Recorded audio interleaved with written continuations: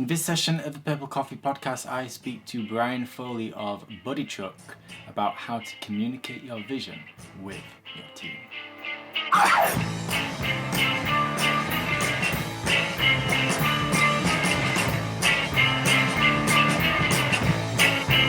Hello and welcome to session 45 of the Purple Coffee Podcast, inspiring entrepreneurial stories from some of the world's best. I am your host, Turndog, and on this occasion I speak to Brian Foley, one of the founders of BuddyTruk, an Uber-esque app that aims to connect you, someone who's moving house, with an individual with a truck. It's a great app indeed, a fantastic idea, and when I came across it I was just left saying, wow, how has nobody else thought about this sooner? Because moving house is a stressful time, and if you don't have a truck, like so many people do not, then it's even harder. You need to rent some equipment and a van, and you only need it for like half an hour, and maybe you only need it to like move a mattress, and then bang, it's done. You've wasted money, you've wasted time, it's a pain in the butt. Whereas BuddyTruk fixes this. So I'm very excited to share my chats with Brian Foley, so you not only learn more about BuddyTruk, but about his great mistake, which he shared in honor of my book, The Successful Mistake. And boy, oh boy, is it a golden gem. Because Brian and his co-founders, they weren't the technical kind. They had to get someone else involved to actually build the app. They had the vision, they had the idea, they had the desire, and they also had the means to market and sell it. But it's one thing having all that information, and another to actually articulate it with your developers and your fellow team members so they're on the same track. And this is where his issue was. They couldn't quite articulate and communicate their idea and vision with the development team, and issues arose along the way. But it's fantastic because they learned a great deal about their business, about the actual building of apps, and about their true purpose and what they've set out to achieve. It's fantastic. It's something I believe you're going to relate to. I know I can. You don't need to be a software developer to relate to a story like this. Oh no, it's business-wide. It's an awesome one. So I'm going to get straight into the discussion so you can hear all the good juicy ins and outs. But before we do, I just want to share a little bio that I wrote in honor of Brian, so you know a little bit more about him before we get into the golden nugget with him. So let's do that right now, shall we? They say moving is one of the most stressful things you can do. It's a pain in the butt at the best of times, and if you don't have a truck to move all your stuff, forget about it. And for this reason alone, Brian is a boss.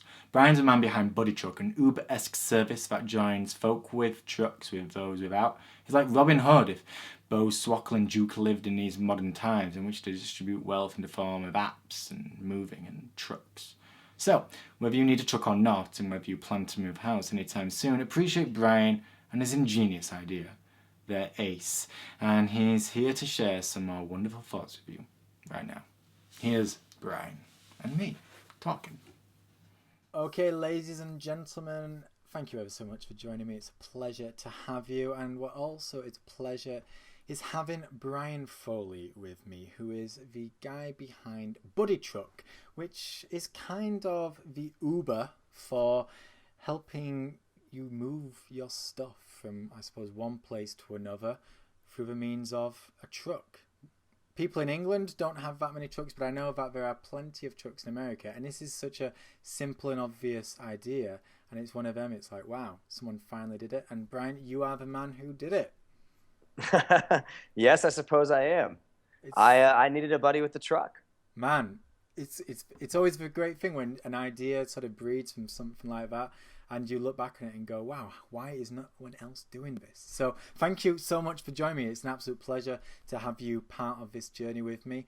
I'm so excited to hear your tales and your insights. It's going to be grand indeed. Absolutely. I'm excited to share. Oh, I am excited too. And for those regular listeners and viewers, you will know this is an aid of my book, The Successful Mistake, a tale all about an entrepreneur's grand faux pas and how they switched it around into a nice, juicy, good thing. And I'm excited to hear Brian's, because BuddyTruk is a thriving young business. It's one of those cool ones where, you know, it's all about the apps and things like Uber and places like that. These kind of companies are booming, so I'm excited to see BuddyTruk's growth in the coming time. But I'm sure it's been a fast and furious ride up until this point. I'm sure it'll continue being so for the foreseeable future. So I'm excited to delve into your tales, Brian. But before we do, I'm just going to pass it over to you so you can explain a little bit more about who you are and get the concept of BuddyTruk across, because I probably didn't do it nearly enough justice. No, you did a great job. Oh, this is good. Yeah, you did a fantastic job. You should start pitching for us. Oh, man, done. Be like the English accent guy. Oh man, that's what we need. That's what Siri has. I think all the Americans, we love that English accent. We're addicted to Google, Siri, they all have the English accents. The girls in England do not appreciate my accent nearly as much as when I go to America. I have no idea why I'm still here. I should be over there with you, but that's for another time. It's just a small lake in between us. So BuddyTruk is a mobile app, like you said, that connects the user with a buddy who has a truck to help them move. We came to the idea, actually, a little bit bittersweet moment. I just graduated college. I'd found a nice house on Craigslist, which is also a cool little website we use here in America to find apartments for rent.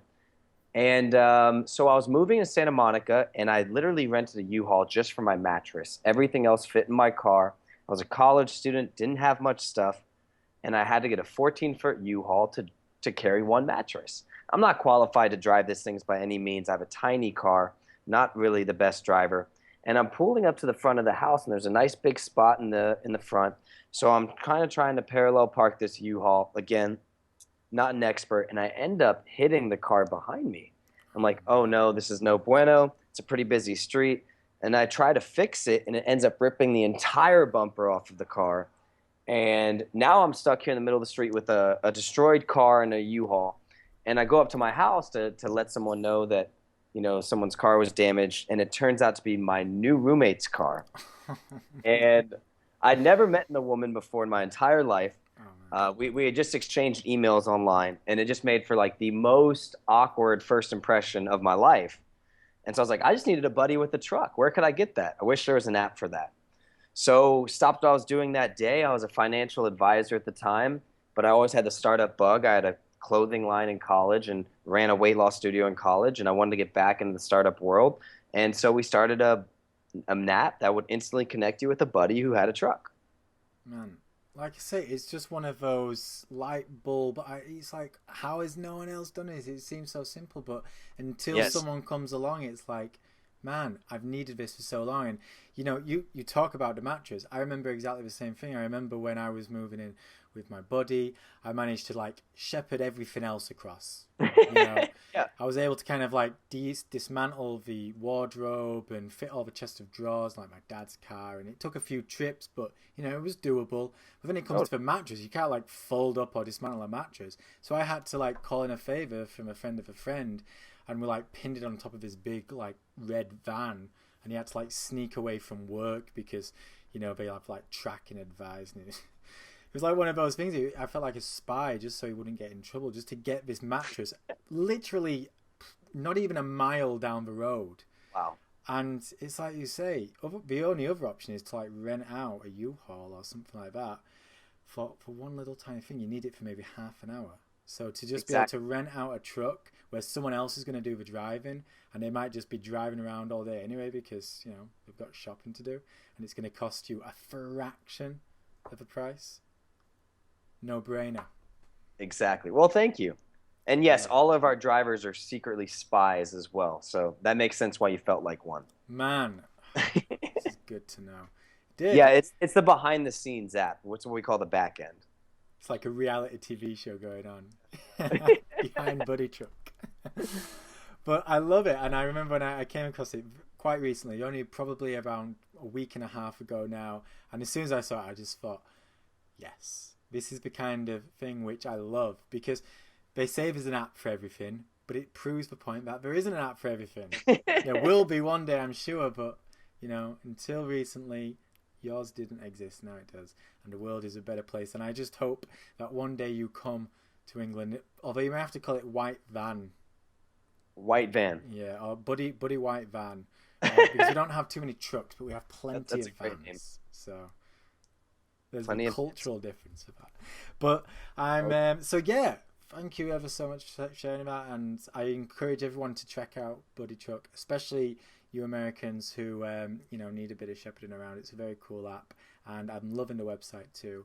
And yeah, very cool to check out. And I'm sure it's a company that's going to continue to build and grow. So catch it while you can. And I'm going to pass it over to you now, Brian, because this is all in aid of your great mistake. And I'm sure you've been through a couple of fast and furious ones.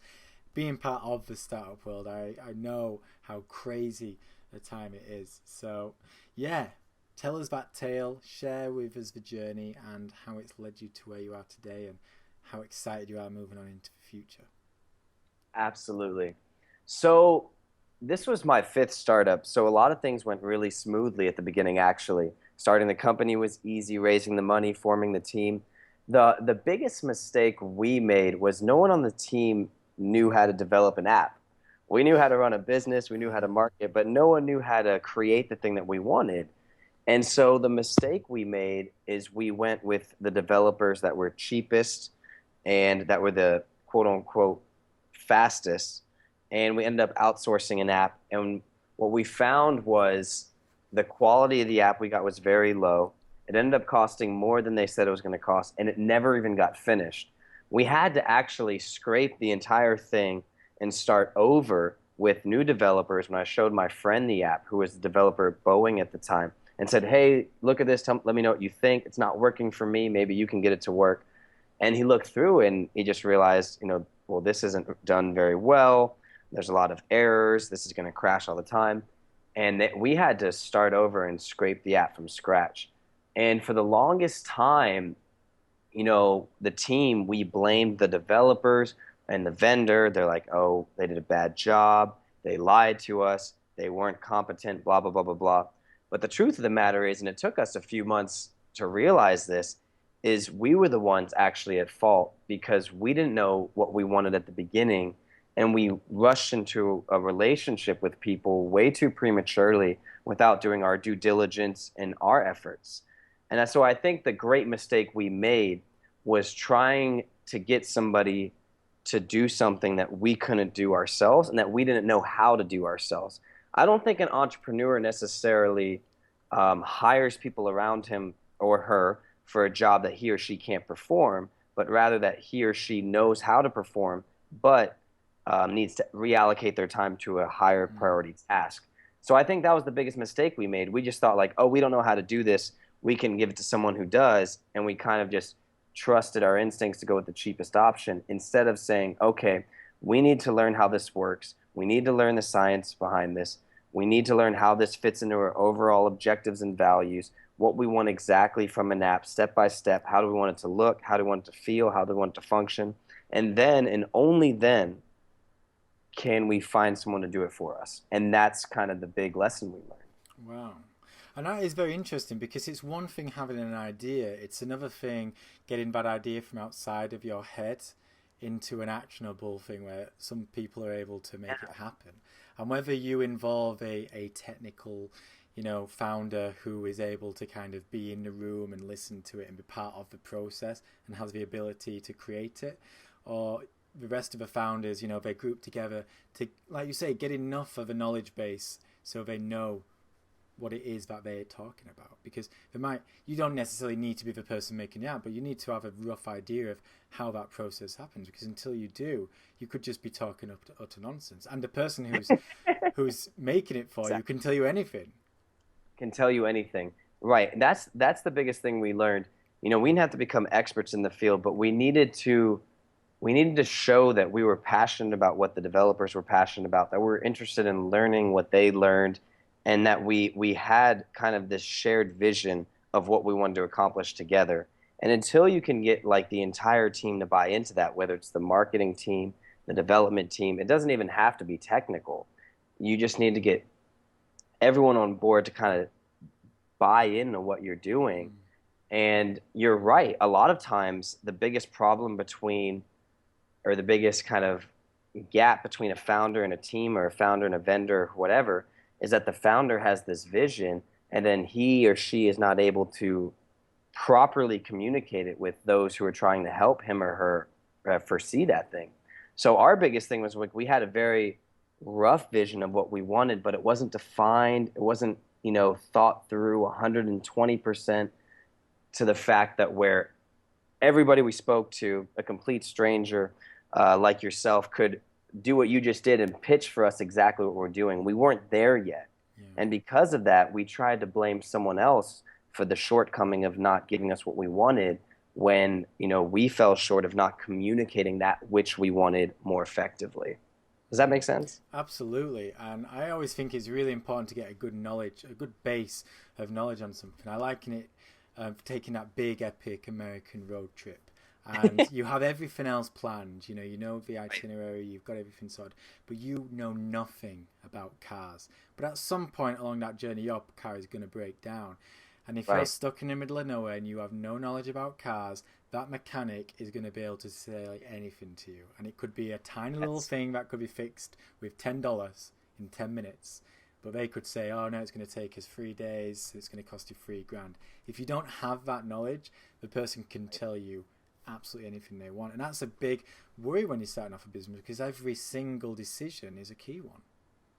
right, right, exactly. No, you totally have to do your due diligence on every part involved. And for us, it's more than just accumulating knowledge to just not let a vendor mislead you or overcharge you or whatever. But it's more about accumulating the knowledge because you're passionate about the space, Yeah. you're passionate about what you're trying to do.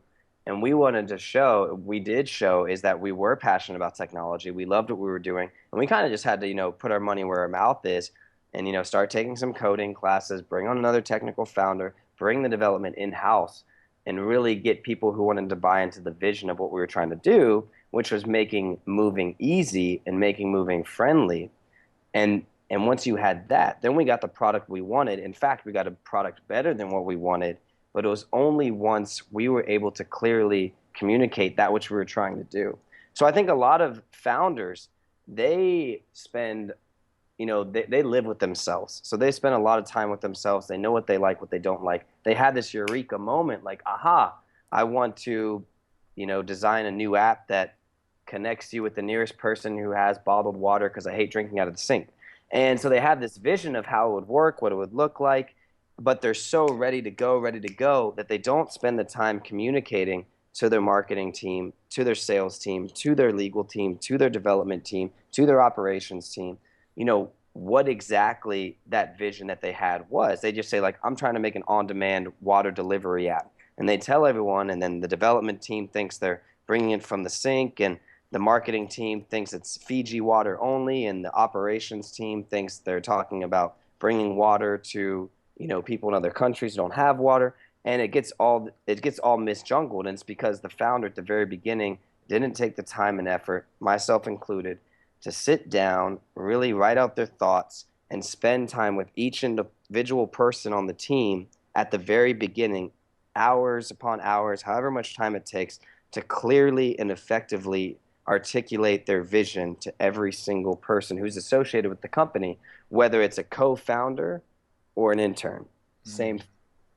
And understanding your vision is such a key one. And as you look back, where do you think the sort of crux of the issue was? Was it impatience? Were you just sort of tunnel vision into certain things? Was there outside sort of pressures from investors and stuff like? What was the issue that sort of sent you down this sort of path of ultimately rushing the process and trying to get to the letter D before you went through B and C? Right, right. No, I think it's the impatience. I think it's always the impatience. Us founders, we live with ourselves, right? So we know what we want right away. You know what you like way before you can even articulate what you like. A lot of people, it's so funny. They say most people know within 2 or 3 seconds when they enter a store whether they're going to buy or not. I mean, you don't even know what they're selling. You can walk past a restaurant on the street and say, "Oh, that place looks good." But you don't know what type of food they serve. You don't know the price point, but to you it looks good. So you inside know that you like the place, and chances are psychology and sales and marketing tell us that you're going to like the restaurant even though you haven't eaten there, you don't know anything about it, you don't know the price, but you're going to be happy because you decided even before you walked in that, "Oh, this place looks good." Yeah. So I think the founder, yes, we're super impatient, It's just human DNA. We know what we want, and we kind of expect that everyone we bring on should know that as well. But we kind of have to step back and take time, and instead of telling people what we want, we gotta have to ask them, what do you think it is that we're trying to do? Get the person, and then once that person, whether it be your lawyer, your developer, your co-founder, even your customer, once they can articulate back to you exactly that which you would have said to them in the first place, then you're ready to move on to, like you said, letter D, E, F, etc. Yeah. It is such a big thing, articulating that idea in your mind to an extent where everyone, every single stakeholder is able to go, okay, I get this.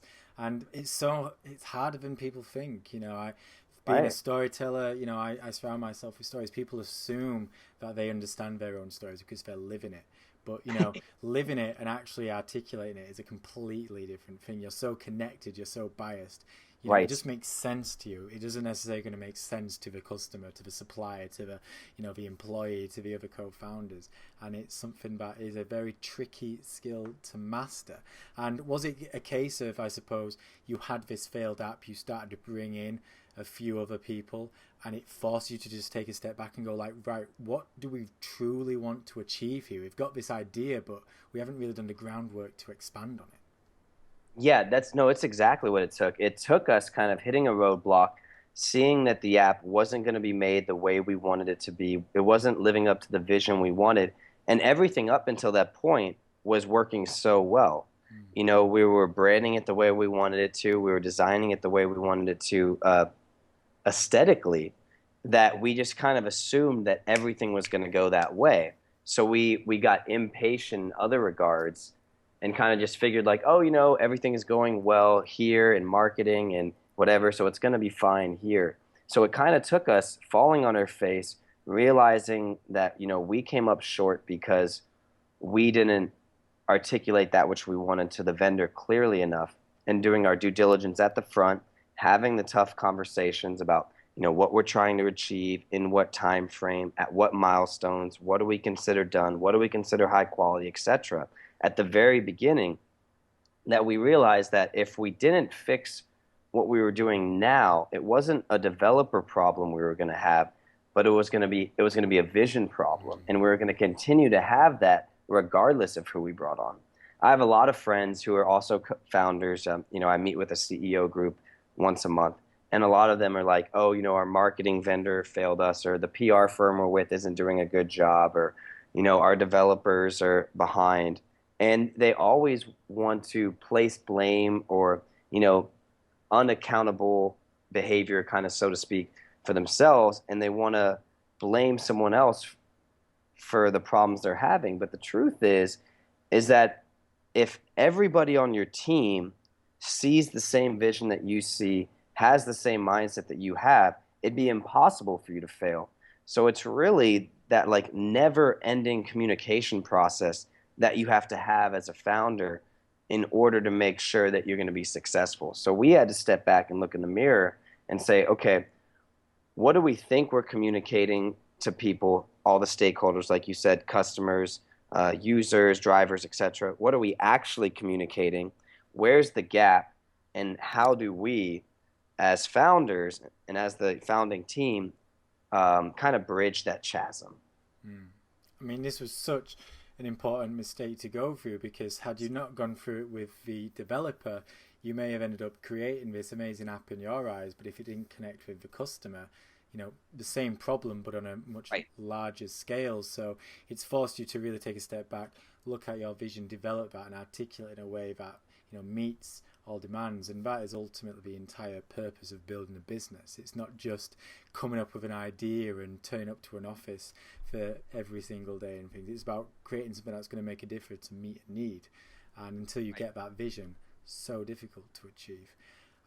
So as well as the vision being taught, you talked about, you expanded your own mind, you took up some coding classes, you brought on a technical co-founder. So just tell us a little bit more about that, because they will have been key steps too, not just with your growth now, but it must have put you in good stead going forward. Absolutely, yes. So we kind of, we shifted from how do we get this done the fastest to how do we get this done right. And I think that was kind of the step back, take away the patience, taking the coding classes, bringing on a technical co-founder. But what it was more than anything, I'm still probably not proficient enough to build the app myself, but it allowed me to kind of see the developer's mindset. The beautiful thing about technology and computer science is it reads very analytical. It's very logical. I guess in computer languages, everything breaks down to a binary case of 0 or 1, like a yes or no type thing. And so when you start to understand coding, you kind of start to understand, um, on that similar note, how the developer thinks. They'll start to think very executional, step-by-step process. Like, okay, if I want, this done, then I have to do this at this time with this call at that method, et cetera, et cetera. And if I don't do this, then it means I'm doing this because there's only a yes or no type case in technology. So it's very funny. Developers are very binary. It's almost like saying like, okay, if you don't want the app to be blue, then that means it must be red. If you don't want the app to be circle, then I guess it must be square, because it's kind of the way they think, and there's nothing wrong with that. It's a very logical way to break down very complex things and make them very simple.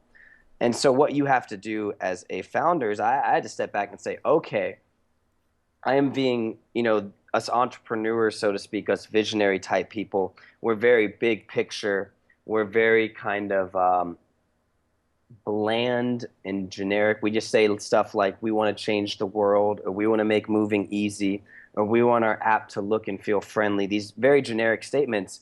And someone like a developer who thinks very yes or no needs something much more precise than that. So it comes back to, okay, how do I communicate as a person to person X who's developing the app? And so you learn, I think more importantly for us, instead of us learning how to code, which was great, we learned how to effectively communicate with someone who codes. Does that make sense? Yeah, no, it absolutely does. And I'm a firm believer whenever use a new tool, I have the ambition, to get to a point where I can outsource a lot of things to freelancers and virtual assistants. Right. But I want to have a working understanding of absolutely everything, that I touch, because you don't want to just go, oh, well, I'm going to start, creating films, but I'm going to let everyone else do the editing. And unless you have a bit of an involvement in that, it's so difficult, like you say, to Right. articulate your visions. It's so difficult that if they've got a problem and they start talking at you, you're going to be like, well, I have no idea what you're talking about. And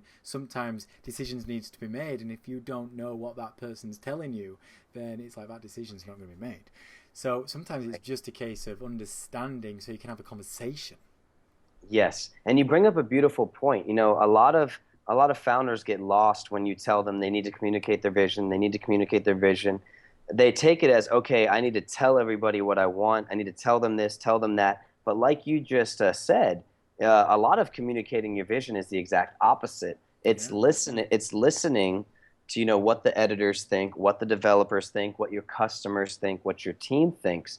And the more and more you listen, I think the more defined and refined your idea becomes, because you're getting these outside ideas that are either penetrating your idea and busting it open and kind of making it more secure, or adding another element that you didn't think of, or even completely refining it. So that's kind of the cool part, is all these founders, they're we us entrepreneurs have a bad rep of being stubborn or stuck in our ways, etc.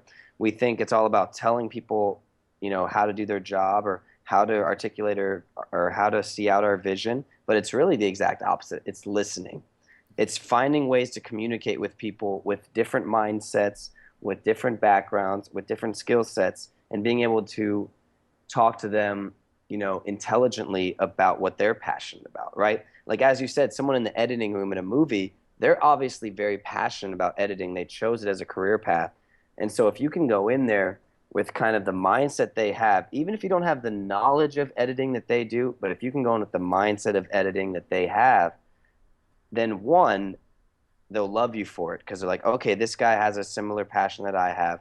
I can relate to this guy. And two, they'll be passionate about what you're passionate about, which is your project, since you showed passion first in what they're doing. I love that. And it's so true, because it's one thing to say, oh yeah, I can listen to someone, but you can Right. listen to your customer or your employees or your suppliers, and you can listen to them for half an hour. But if they're talking a completely different language, you ain't listening. You can call it listening, but it isn't listening. It's only listening if you're understanding what they're saying and you're able to relate and you're speaking on the same page. So, and it is being a founder and being a business owner of any kind, you ultimately need to listen to those around you. And unless you have a working knowledge and you're able to relate to the customer, you're able to relate to that person in that department, and then you're able to go to another meeting and relate to another person in a completely different department. Unless you're able to do all that, it's just going to be going in one out, out the other, and nothing will ever grow. And if you can just gain enough knowledge in every little bit of your world to a point where you're able to understand what people are telling you, you'll be able to listen and build that bigger picture, and that's when good things happen. I couldn't have said it better myself. You're obviously a storyteller. Oh man, when I'm not stumbling over my words, I do okay. That's a good thing about writing. You can like delete. It's much easier to edit than speaking. Definitely. So you're obviously got lots of plans into the future. I mean, BuddyTruk's got the potential to move to different cities, different states. America's obviously a bigger place, and you look at, obviously, I suppose your linchpin is the Uber of the world, and they're now multinational.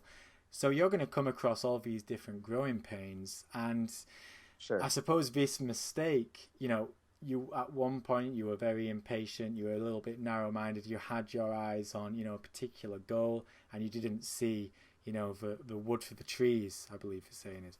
Yes. I guess you've opened up your vision by going through this journey. It should put you in good stead further down the line. Well, thank you. Yeah, we seem to think so.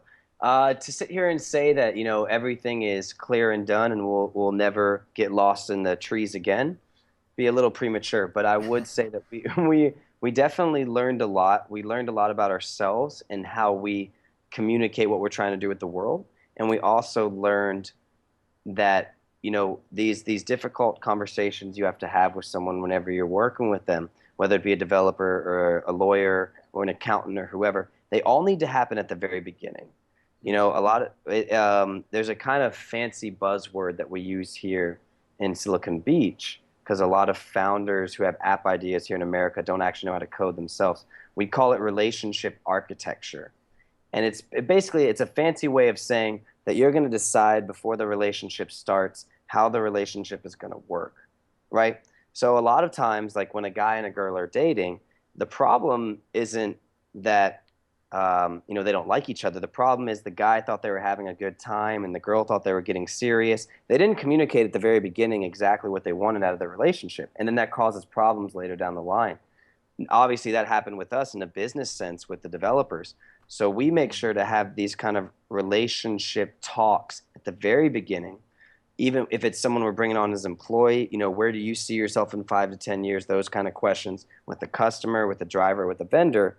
That way we make sure we're all kind of chopping down the same tree, so to speak, in that same forest instead of going separate directions. Oh man, communication is such a key thing, and it Huge. is so linked to the vision. And we've talked about building a vision, and really truly understanding and being able to articulate it. So I'd like to just finish off there. I think it'd be a good place to end this discussion. So to the entrepreneur out there who maybe hasn't quite got their head around what they truly want, what couple of actionable points would you recommend them to help them understand that vision? What questions to ask? Because obviously you went through that process to go from like, okay, we need to take a step back and really get a good idea of what we want. Yeah, my best advice would be to get advice. A lot of entrepreneurs and founders, they have a really good idea, and especially here in the app world, they're so scared that someone's going to steal it that they don't tell anybody. They make everyone sign NDAs before telling them their idea, what they're trying to do. And that really hinders the amount of people who can help you define your vision. I say the exact opposite. No NDAs. Tell everybody what you're trying to do. Share it with the world. And, encourage people to tell you it's not going to work, or encourage people to tell you what they like about it, what they don't like about it. Because the more and more you keep your idea to yourself, the more and more that's how big it's going to get to yourself. So if you really want to change the world, or you have a good idea that's going to better the lives of everyone around you, the only way to bring that to market and really make it successful is to tell every single person what you're trying to do. And I think a lot of it is fear from early entrepreneurs. Either they're fearful that someone's going to steal their idea, or they're fearful that their idea is not that good, or they're fearful that someone's going to not like what they're doing, or someone's already doing it.